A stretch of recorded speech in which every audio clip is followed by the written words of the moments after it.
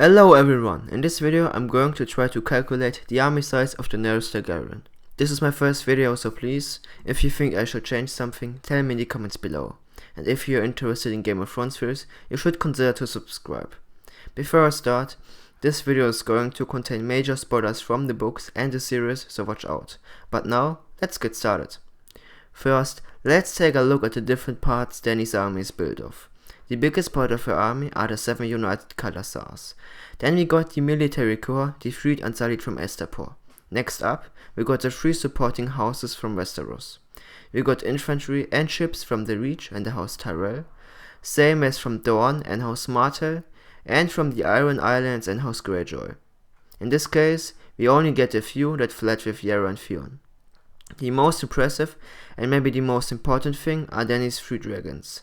And last but not least, we got something that her opponent Cersei doesn't have, and that's what I call team spirit, but I will come to that later. I am going to cover each of these points now in detail. The United Khalasar.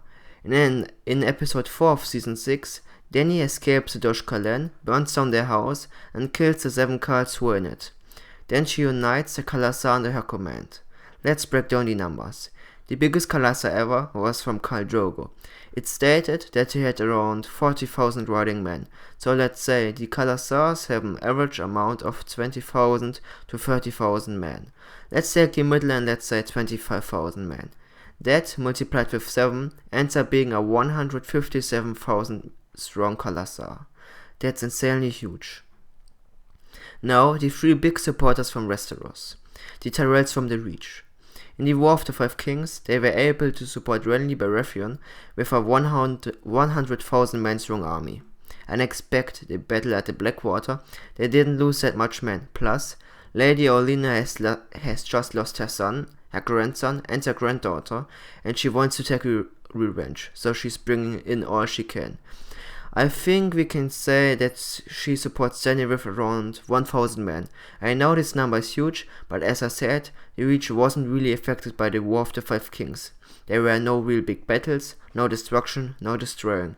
And the Reach is the corn chamber of Westeros. They are very stable and strong, and finding new recruits shouldn't be hard. The Martells from Dorne. After the death of Doran Martell and his son, the Sand Snakes took over Dorne. They joined Dany's forces to take revenge at the Lannisters for the death of Oberyn and Elia Martell. In the book A Song of Ice and Fire, The World of Westeros, it said multiple times that the North and the South Dorne are pretty similar. When Ned Stark was killed in King's Landing, his son Robb searched revenge. He had a 25,000 man strong army in his back. That means we can take this number and say that House Martell are going to support Dany with 20,000 men. Theon and Yara Greyjoy. After their uncle Euron took over, they fled with around 3,000 men and 100 ships to support Dany and ask for help against their uncle. Now the special parts of Dany's army. The Unsullied. Dany freed around 8,500 Unsullied soldiers from Astapor. Now they are free men and follow her. During her reign in Meereen and the attacks of the Harpies, Dany lost some men, so let's say she has around 8,000 Unsullied left, maybe a little bit more or less. But saying that 1 Unsullied equals 1 normal man is a shame. There easily were 3 or 4 men, but let's not try to overcomplicate things and just take the numbers as they are. The most impressive thing in Dany's army are her 3 dragons, Drogon, Viserys and Rhaegal. I think that they are going to play a big role in the upcoming war. Here's the end calculation. But now, one of the biggest advantages Dany has over Cersei is the fact that her men stand behind her. There's nothing more than seeing the Lannisters fall for the Tyrells and for the Martells. The Unsullied follow her because she freed them from slavery. Her dragons are her children, and the Dothraki nearly worship her as a god. Cersei has no friends and no big houses behind her, but that's stuff for another video. I hope you enjoyed this one, and if yes, leave a like. If not, write down in the comments what you thought was wrong. See you in the next video. Bye.